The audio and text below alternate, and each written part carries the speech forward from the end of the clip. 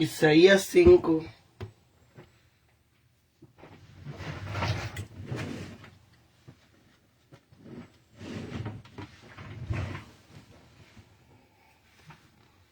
Parábola de la viña.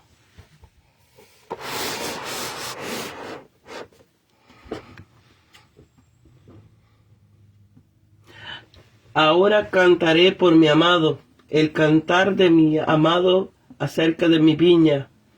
Tenía mi viña amado una viña en una ladera fértil. La había cavado y despedrajado y plantado de vides escogidas. Había edificado en medio de ella una torre y excavando también en ella un lagar. Y esperaba que diese uvas y dio agrazones. Ahora pues, habitantes de Jerusalén y varones de Judá, juzgad ahora entre mí y mi viña.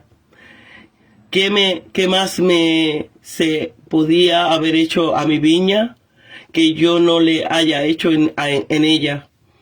Como esperando yo que diese uvas, ha dado agrazones.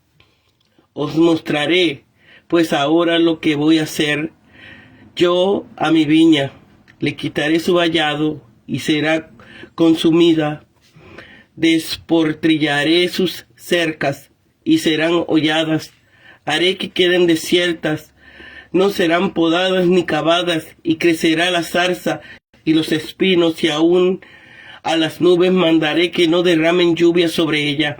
Ciertamente la viña de Jehová de los ejércitos es la casa de Israel, y los hombres de Judá, planta deliciosa suya. Esperaba justicia, y aquí violencia, rectitud, y aquí alaridos. Halle sobre los ávaros e hipócritas. Hay de los que juntan casa a casa y añaden heredad a heredad, hasta ocuparlo todo, hasta quedaros vosotros solos en medio de la tierra. Ha llegado mi oído de parte de Jehová de los ejércitos, que muchas casas han de quedar asoladas, sin morador, aun las grandes y hermosas, y 10 yugadas de viña producirán un bato, y un homer de semilla producirá una efa. Ay de los que se levantan muy de mañana para seguir la embriaguez, de los que trasnochan hasta que el vino los enciende. Y en sus banquetes hay arpas, vihuelas, tamboriles, flauta y vino. Y no miran la obra de Jehová, ni consideran la obra de sus manos. Por tanto, mi pueblo fue llevado cautivo por falta de conocimiento, y sus notables perecieron de hambre, y su multitud se secó de sed. Por eso ensañó sus fauces el Seol, y sin medida extendió sus bocas, y allá descenderá la gloria de ellos, y su multitud, y su fausto, y sus turbas gozosas. El hombre será humillado, y el varón será abatido, y serán bajados los ojos de los altivos, pero Jehová de los ejércitos será exaltado mediante su justicia, y el Dios santo es santificado por sus juicios justos. Entonces los corderos serán apacentados como en sus propios pastizales, y los cabritos devorarán los campos desolados de los ricos. Ay de los que traen la iniquidad con cuerdas de vanidad, y el pecado como con bridas de carreta, los cuales dicen: venga ya, apresúrese su obra, y veamos, acérquese y cúmplase el plan, el Santo de Israel, para que lo sepamos. Ay de los que al mal llaman bien y al bien mal, que hacen de sus luz tinieblas y de las tinieblas luz, que ponen lo amargo con lo dulce y lo dulce por amargo. Ay de los sabios en su propio ojo, y de los que son prudentes delante de sí mismos. Ay de los que son fuertes para beber vino, y hombres de vigor para mezclar bebida. Los que justifican al impío mediante soborno, al justo quitan su derecho. Por tanto, con la lengua del fuego consume los rastrojos y las llamas devora la paja. Así será su raíz como podredumbre y su flor se desvanecerá como polvo, porque desecharon la ley de Jehová de los ejércitos y abominaron las palabras del Santo de Israel. Por esta causa se encendió el furor de Jehová contra su pueblo y extendió contra él su mano y le hirió. Y se estremecieron los montes y sus cadáveres yacían como basura en medio de las calles. Con todo esto no ha cesado su furor, sino que todavía su mano está extendida. Alzará pendón a naciones lejanas y silbará al que está en el extremo de la tierra. Y he aquí vendrá rápida y velozmente. No habrá entre ellos cansado, ni quien tropiece, ninguno se dormirá, ni le tomará sueño, a ninguno se le desatará el cinto de los lomos, ni se le romperá la correa de sus sandalias. Sus saetas estarán afiladas, y todos sus arcos tensados. Los cascos de sus caballos perecerán como de pedernal, y las ruedas de sus carros como torbellino. Su rugido será como de león, rugirá a manera de leoncillo, bramará y arrebatará la presa, se la llevará con seguridad y nadie se la quitará. Y bramará sobre él en aquel día como bramido del mar. Entonces mirará hacia la tierra y aquí tinieblas y turbación, y en los cielos se oscurece la luz.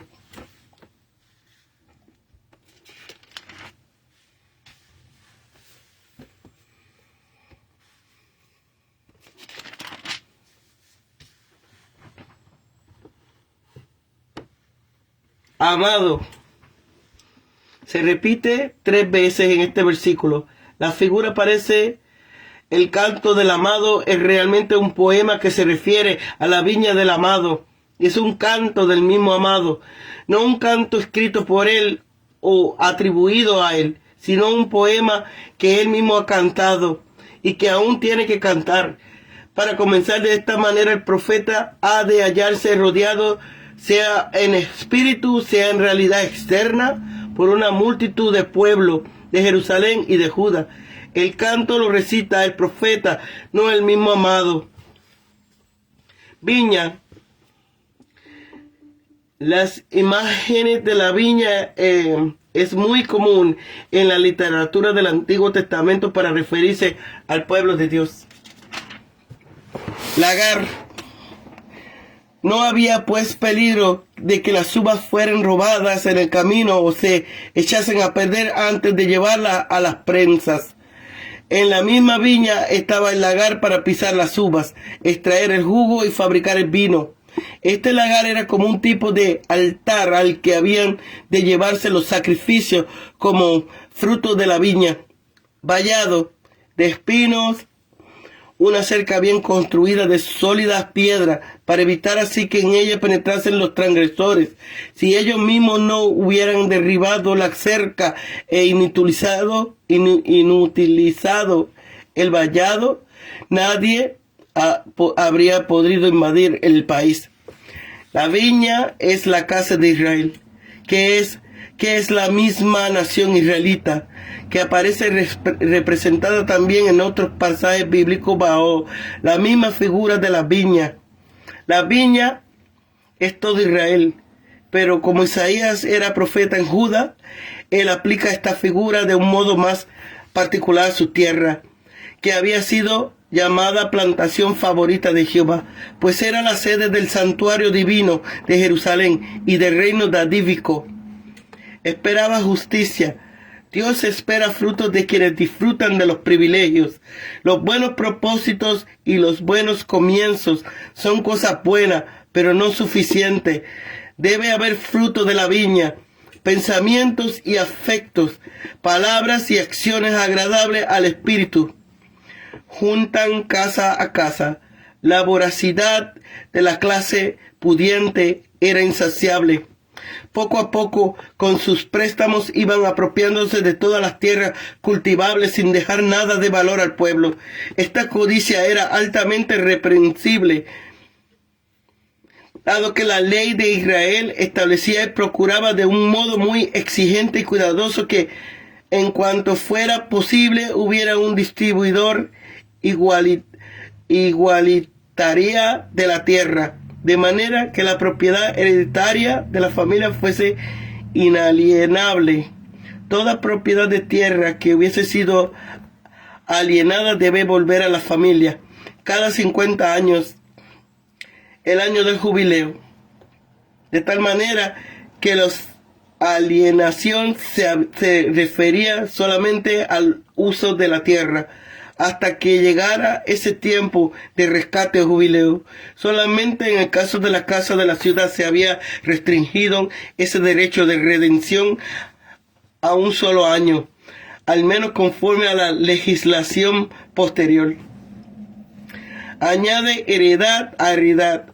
No es que sea pecado que los que tienen una casa y un campo se compren otra. La falta radica en que nunca saben cuánto tienen suficiente. La codicia es idolatría, y aunque muchos envidian al desgraciado hombre próspero, el Señor anuncia ayes horrorosos contra él. Solo en medio de la tierra, pues al monopolizar las fincas urbanas y rústicas, no queda espacio para los demás. Tan desordenados son sus deseos de enriquecerse, que no solo se preocupan ni de la malvada arte de que se valen para hacerse con todo, ni de la miseria, ni de la miserable condición en que quedan los desposeídos por ellos de sus casas y de sus tierras. Vato, medida líquida, que fue introducida por primera vez en el tiempo de los reyes de Judá y que corresponde a la efa en la medida de los sólidos. Según un vato correspondía a 72 cestarios romanos, algo que 33 cuartillos de nuestro tiempo. Cada 8 cuartillos eran más o menos 1 litro, aunque en el tiempo de Isaías podían ser aún menos. Arpas, nombre general aplicado a instrumentos musicales cuyas cuerdas se tensan sobre una especie de puente de madera o sobre tipo de tablero musical. Vihuelas, puede ser otro tipo de arpa o de liras.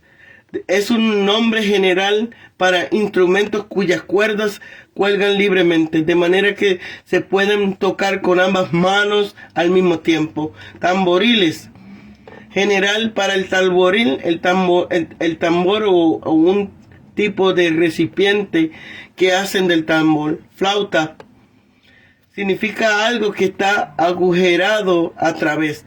Es el nombre general de la flauta o la doble flauta. Ni consideran.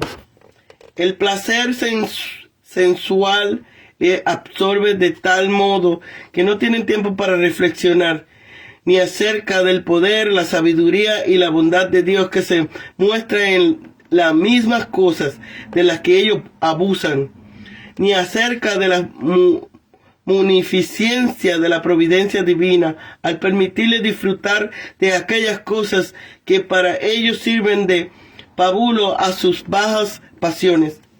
Por falta de conocimiento, Israel irá al exilio porque no tiene conocimiento. El significado de esta expresión no puede ser por falta de conocimiento en sentido causal, sino en sentido modal.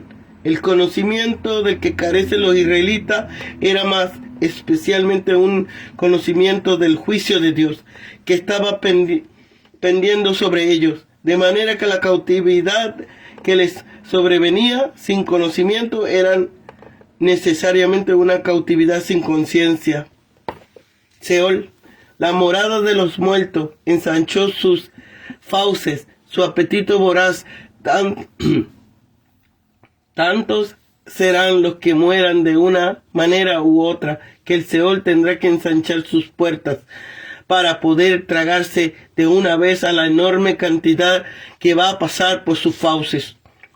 Al mundo inferior o Seol se le atribuye una boca y también una garganta, es decir, un tipo de alma insaciable, tema que se aplica a veces metonímicamente a la sed de sangre y a veces a su misma insaciabilidad, e incluso cuando en el presente pasaje a la garganta o tragadera que el Seol abre sin medida, pues su insaciabilidad no conoce límite. Corderos. Los corderos a los que le alude aquí son los extranjeros mencionados en la segunda cláusula, hombres que llevaban una vida nómada, de peregrinos no asentados en un lugar. Así se distinguen de los que son extranjeros, visitantes, incluso establecidos en un lugar. Iniquidad, pecado. La palabra iniquidad o crimen es genérica, mientras que pecado tiene un carácter cualitativo fuerte. Las audaces figuras que aquí se emplean, tirar de un carro, tienen un sentido de amargo sarcasmo. Ellos se envanecían de su falta de fe, pero esta falta de fe era como un dogal con el que ellos mismos, como bestias de carga, serían atados al pecado y por tanto al castigo implicado en el pecado, que ellos iban arrastrando más y más, ignorando al carro o al vagón que llevaba tras ellos. Cuerdas de vanidad, bridal de carreta. La imagen compara el apego del pecado hacia su pecado, del pecador hacia su pecado, con una fuerte cuerda de la que usada para llevar por el cuello a las ovejas o novillo. En otras palabras, los pecadores están uncidos a su pecado. Cúmplase el plan. Esta frase muestra claramente que la profecía se refería a los librepensadores de su tiempo, las personas a las que en los salmos y en los proverbios llamaban necios y despreciadores. Ellos dudaban de la venida del Señor de la venida del Señor Jehová y llegaban tan lejos en su falta de fe y consideración que invocaban la llegada de aquellos en lo que no podían ni siquiera creer, deseando que llegara, a fin que ellos pudieran verlo con sus propios ojos y experimentarlo por sí mismos de un modo exterior, como espectadores, sin implicarse personalmente en su venida, de un modo diferente, donde este deseo no brota como desprecio y desconfianza, sino por impaciencia y debilidad de fe. Al mal llaman bien. No se puede ofender más a Dios, endurecer la propia conciencia, hacerse mayor daño a sí mismo y a los demás que tergiversar los valores de las cosas, hasta el punto de llamar a la embriaguez buen compañerismo, a la desfloración de doncellas, aprovechar bien la ocasión, o la codicia y el hurto, buena administración, y por otra parte, llamar a la seriedad mal genio, a la piedad insensatez, a la bondad infantilismo, al perdón cobardía, sabios en su propio ojo. Una regla fundamental de la sabiduría es la que dice: no seas sabio a tu propio ojo. Sobre esta palabra se apoya la práctica profética cuya advertencia rechazaban esos falsos sabios de un modo tan humillante. El siguiente ay, que se refería a la administración de justicia en el Estado, muestra claramente que el profeta tiene especialmente en su mente la carencia de sabiduría teocrática en realidad con los asuntos de la sociedad.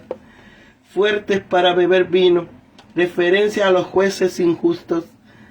La amenaza que Isaías dirige en contra de ellos aparece así como un modo universal. Estos jueces son valientes, pero no capaces, pero no para rechazar lo malo, sino para embriagarse con la injusticia. Son hombres de renombre, pero para decir entre el culpable y el inocente, sino para mezclar los ingredientes de lo fuerte y artístico vino de iniquidad. Sobre los términos aplicados en esta mezcla: raíz como podredumbre. El pecado debilita la fuerza. La raíz de un pueblo desfigura la belleza. Los capullos de un pueblo, cuando se desprecia la palabra de Dios y se arroja lejos de su ley. Que pueden esperar los hombres, sino que Dios los abandone totalmente. Pendón. El pendón o estandarte es una bandera alta con colores flotantes, plantada sobre la cumbre desnuda de una montaña, como señal para que reúnan las tropas y las prepararen para la batalla. Naciones lejanas, la nación a través de las cuales se cumple primariamente este designio de Dios. Empezaron siendo la del imperio asirio conforme a la visión del Antiguo Testamento. Estas naciones aparecen como muy alejadas, habitando en el extremo de la tierra, no solo por tierras geográficamente conocidas y desconocidas, porque el profeta interpretaba su mundo como un conjunto completo de naciones extendiéndose hacia tierras lejanas en el interior de Asia.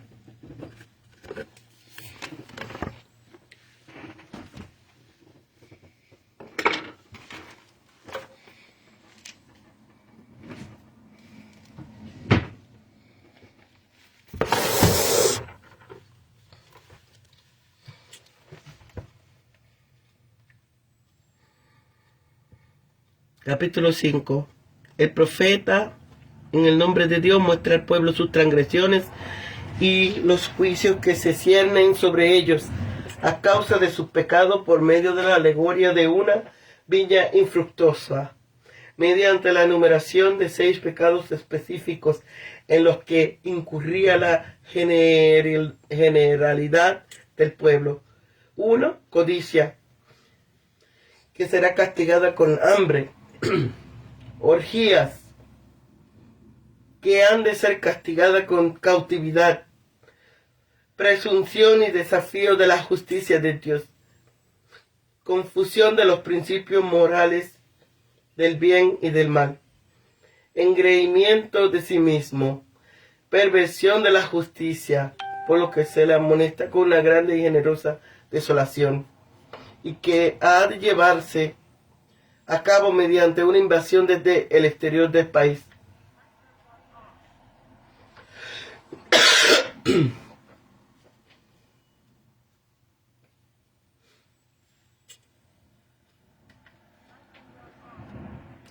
Versículo del 1 al 7. En sus diversos métodos para despertar a los pecadores a fin de que se arrepientan y vivan, Dios habla una vez en términos literales y otra se expresa de medio de parábolas y alegorias.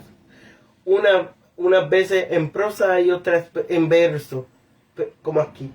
Esta alegoria fue puesta en verso, no solo para que así resultase más conmovedora, sino también para que fuera mejor aprendida, recordada y transmitida a la posteridad. Es como una exposición del cántico de Moisés en Deuteronomio 32. Y muestra que Moisés profetizó, entonces se va a cumplir ahora. Vemos primero las grandes cosas que Dios había hecho por Israel. El amado vocablo se repite 3 veces. Sin duda Jehová, aunque como dice, quizás se anticipa la persona y la obra del Mesías. La figura aparece también en el Salmo 88. Dios la había plantado en una ladera fértil. El hebreo dice literalmente en un cuerno de higo de la gordura, expresión cumulativa con la que se pone de relieve la fertilidad de la tierra de Israel. La había cavado y despredegado y plantado de vides escogidas.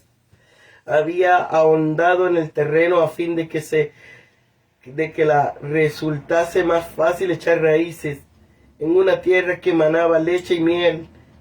Había sacado de allí las piedras para que los corazones estuvieran prestos a recibir la divina gracia, y la había plantado con cepas escogidas, como fueron los primeros patriarcas del pueblo de Israel, Abraham y Isaac. En especial la simiente no podía ser más pura por los principios morales y religiosos que había inculcado a su pueblo. Les había puesto una doble defensa, un vallado de espinos, una cerca bien construida de sólida piedra para evitar así que ella penetrase las transiciones. Si ellos mismos no hubieran derribado la cerca e inutilizado el vallo, nadie podría haber invadido el país. Habían edificado en medio de ello una torre, no solo para facilitar la vigilancia, sino también para mejor defenderla de cualquier ataque exterior. El templo era una torre. Había excavado también ella en un lagar. No había pues peligro de que las uvas fuesen robadas en el camino o se echasen a perder antes de llevarlas a la prensa. En la misma viña, en este lagar era un tipo de altar. Vemos luego la decepción del divino viñador al ver frustradas sus esperanzas y esperaba que viesen uvas y dio agrazones.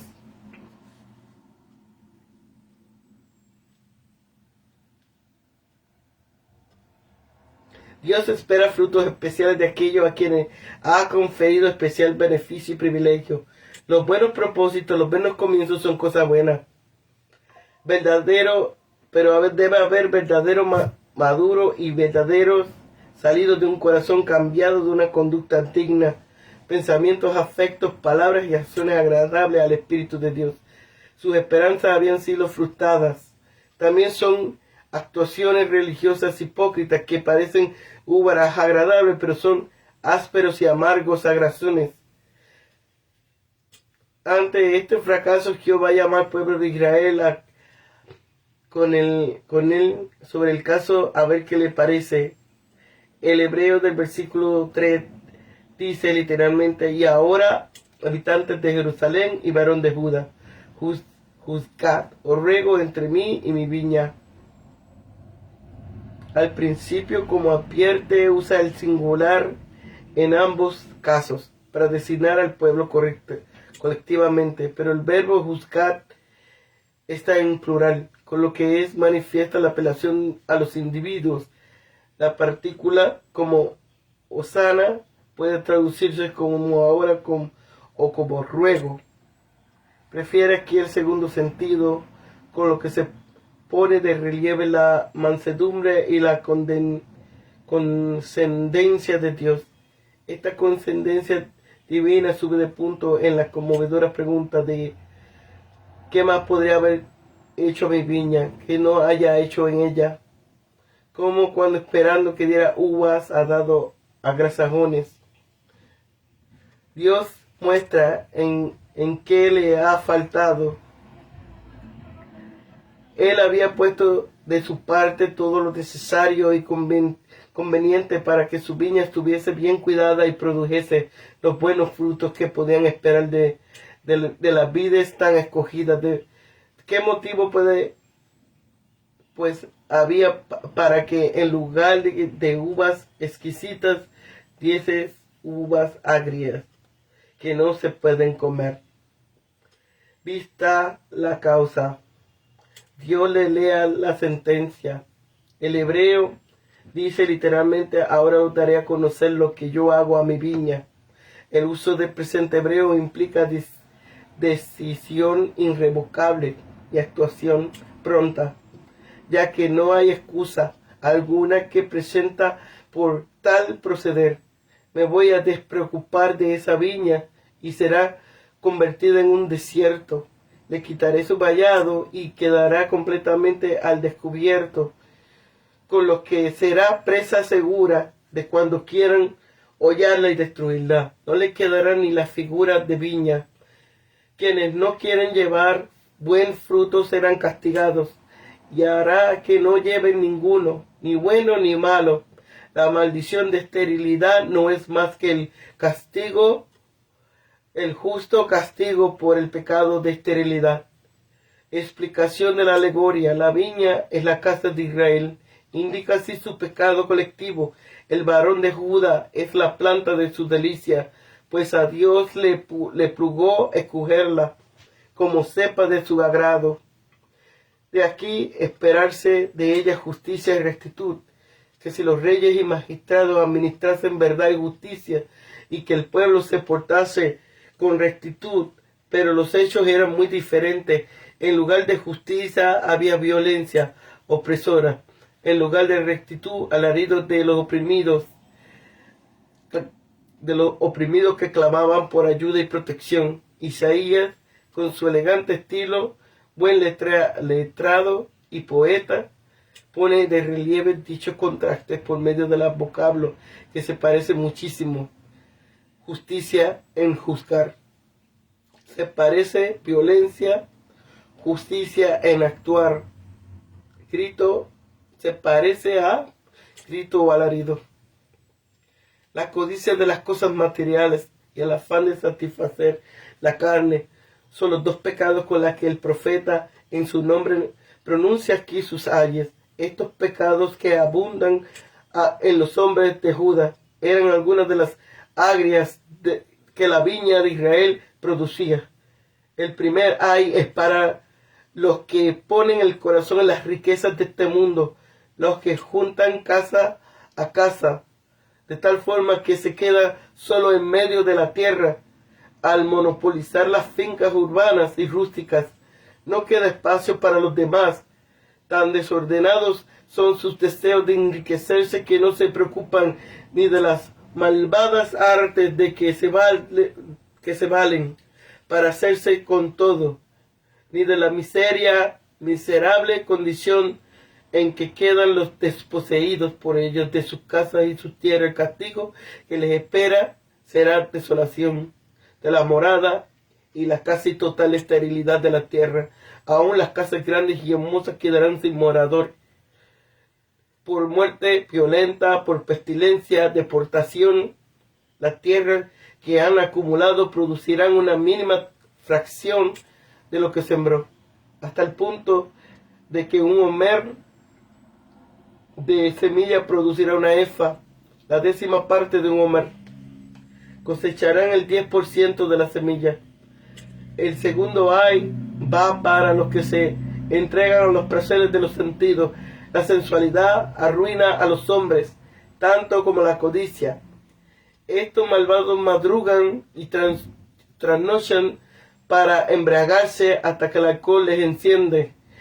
Los infama hasta darse toda clase de bajas pasiones, en especial lujuria y violencia.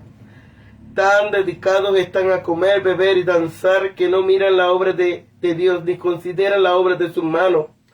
El placer sensual les absorbe de tal modo que no tienen tiempo para reflexionar ni acerca del poder, la sabiduría y la bondad de Dios que se muestran en las mismas cosas de las que ellos abusan, acerca de munificencia de la providencia divina al permitirles disfrutar de aquellas cosas que para ellos sirven de pábulo a sus bajas pasiones. El castigo que les espera es terrible. Van a ser desalojados del país para que la nación quede así libre de irreflexivos borrachos. Por tanto, mi pueblo fue llevado cautivo por falta de conocimiento. Isaías habla en pasado como si ya hubiese realizado el castigo que profetiza. ¿Cómo iba a tener conocimiento si el alcohol les privaba constantemente de sano juicio? Hasta el tal punto iban a empobrecer por esta vida de continua orgía, que hasta sus notables personas que habían de imponer respeto por sus altas posiciones en la sociedad habían de depender de hambre, habían de perecer de hambre, y multitud se habían de secar de sed.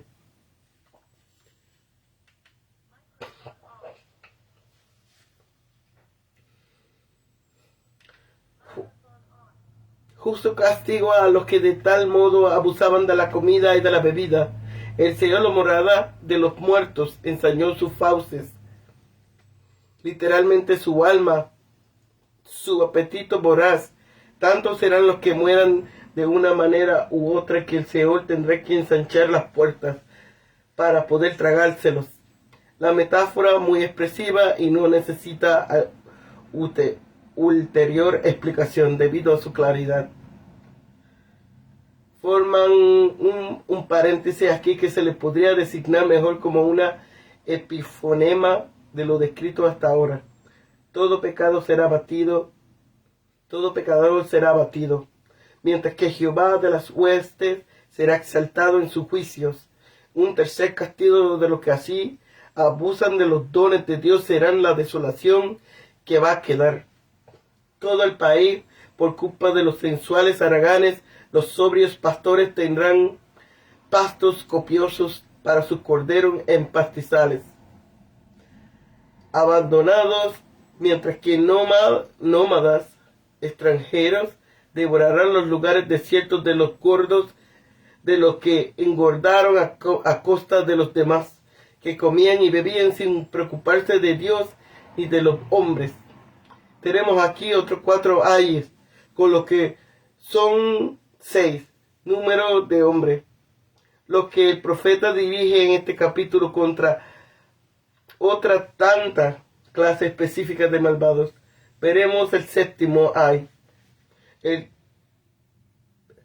tercer ay va dirigido contra los que tienen en poco la iniquidad y hasta desafían a Dios a que se apresure a cumplir lo que está diciendo por boca del profeta. La metáfora arrastran la iniquidad como con cuerdas de vanidad, el pecado como con soga de carreta. Puede interpretarse de 2 modos: la negligencia de la propia conducta de forma de la comisión de pecados menos graves conduce gradualmente con cuerdas tenues de vanidad, porque son delgadas y finas, a cometer pecados más graves, en sentido aquí más probable. La determinación de entregarse al pecado a toda costa, sea como sea, suave o violento. La imagen compara el apego del pecador hacia su pecado con una fuerte cuerda de las usadas para llevar por el cuello a las ovejas o a los novillos. En otras palabras, los pecadores están uncidos a sus pecados. Diferentes aplicaciones, lo que se creen seguros de conseguir sus malvados propósitos, como si lo arrastrasen tras de sí con sogas de carreta. Verán que les resultan cuerdas de vanidad, que se quiebran como se las estira demasiado. Los que pecan por debilidad son arrastrados por el pecado, pero los que pecan por presunción arrastran hacia sí la iniquidad. A pesar de la resistencia que le opone la providencia y los remordimientos que le presenta la conciencia, hay quienes por su pecado atraen su cabeza a los juicios de Dios, como si los hiciesen venir al tirar de ellos con sogas de carretas. Estos malvados no solo tienen en nada los pecados que cometen, sino que además desafían al Dios poderoso a que cumpla en ellos las amenazas. Sus profetas: vengan ya, apresure su obra y veamos, acérquese y cúmplase en el plan del Santo de Israel. Para los que lo sepan, ridiculizan al profeta y a Dios mismo. No están dispuestos a creer la ira de Dios desde los cielos, a no ser que la vean ejecutada. Si Dios se presenta contra ellos, según les ha amenazado, es posible que se apresten a entrar en tratos con Él. Ya hemos oído su palabra, vienen a decir, pero es puro hablar que apresura su obra, que nosotros ya no las arreglamos bastante bien por nosotros mismos. El cuarto ahí cae sobre los que confunden los valores morales de las cosas, los que al mal llaman bien y al bien mal. Límite máximo de depravación. No se puede ofender más a Dios, endurecer la propia conciencia, hacer daño a sí mismo, a los demás, tergiversar los valores de las cosas, hasta el punto de llamar a la ebriedad buen compañerismo, defloración de doncellas, aprovechar bien la ocasión, la codicia, al hurto, buena administración, llamar a la seriedad mal genio, a la piedad insensatez, perdón, cobardía, al quinto hay, dirigido a los que son sabios en su propio ojo. Estos insensatos creían que podían superar la infinita sabiduría de Dios y torcer los caminos de la divina providencia. El sexto hay, amenaza a los valientes y fuertes en el arte de mezclar los cócteles de aquel tiempo, como gráficamente los designa. Estos ebrios y embriagadores abusan del vigor que Dios les confirió para buenos fines, a ponerlo al servicio de la maldad. Al darse a los licores debilitan su cuerpo en lugar de darle vigor. Añade a lo dicho en su lugar hay una nota de ironía. Además explica también la conexión del versículo 23, quienes también se la apañan con los licores también están prestos, si se hallan en posición de autoridad, jueces y gobernantes, a recibir propinas y ser sobornados para justificar al impío y condenar al justo, quitándoselo a este su derecho a que haga bien la debida justicia. Se describe los castigos que tales pecados van a traer sobre transgresores. El justo Dios va a tomar justa vindicación. Él mismo había comparado su pueblo a una viña, de la que esperaba recibir buen fruto, pero la gracia de Dios había sido recibida en vano. La raíz misma se había podrido al secarse desde abajo, por lo que los brotes áridos y sin frutos habían sido aventados como el polvo o el tamo de las eras. El pecado debilita la fuerza de los pueblos, de forma que fácilmente son arrancados de la raíz, les quita la belleza del florecimiento y les priva de toda esperanza de buen fruto, de éxito y prosperidad.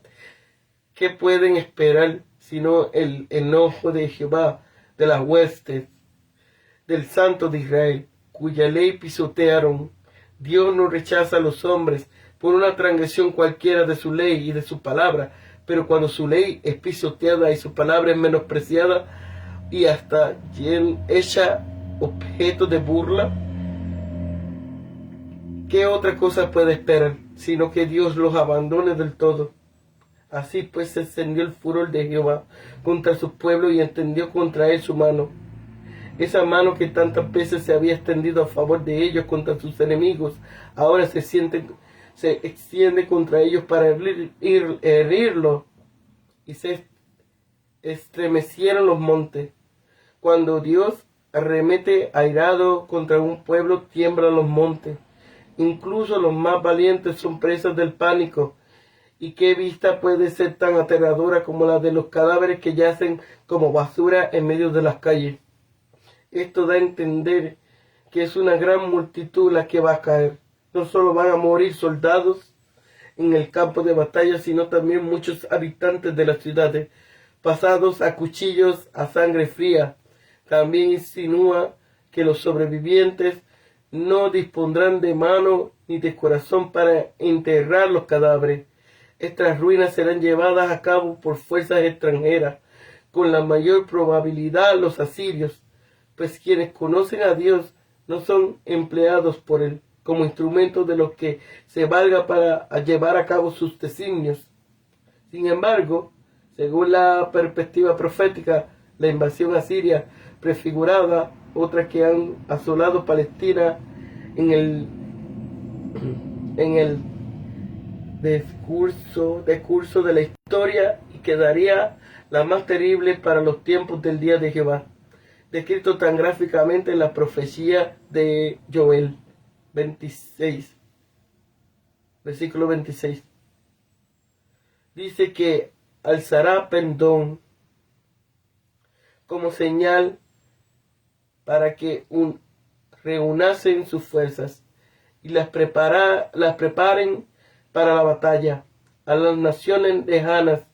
Si Dios alza su pendón como señal para la guerra, pueden inclinar el corazón de los hombres para que se alisten en las fuerzas armadas, aun cuando no sepan por qué. Los versículos del 27 al 30 describen con brillante imagen la rapidez, disciplina y empuje del enemigo asirio. Aunque su marcha sea prolongada y los caminos sean ásperos, no habrá entre ellos cansados ni que tropiecen.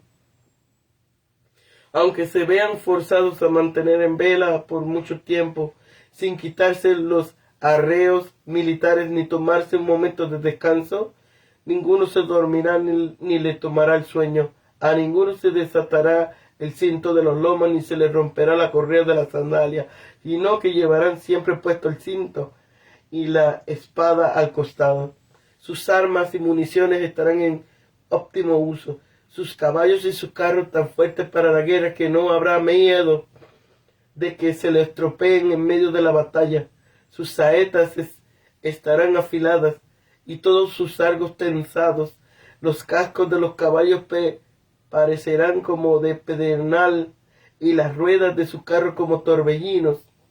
Todos los soldados serán bravos y atrevidos. Su rugido será como de león, el cual se anima a sí mismo por medio de su rugido y causa terror a cuanto se aproxima a él. Su bramido será aquel día como el bramido del mar. No habrá entonces para los israelitas la menor esperanza de alivio ni de socorro, ni la luz se oscurece los cielos. Cuán grandes son tal oscuridad. Cuán grande será tal oscuridad. Si Dios esconde su rostro, ¿no es extraño que los cielos escondan el suyo? Es de advertir que el sujeto del verbo mirará no es precisamente el enemigo invasor, sino que el sentido es el siguiente, según lo había visto las versiones modernas como la Nueva Versión Internacional. Y si alguien mirara a la tierra, verá tiniebla y tribulación.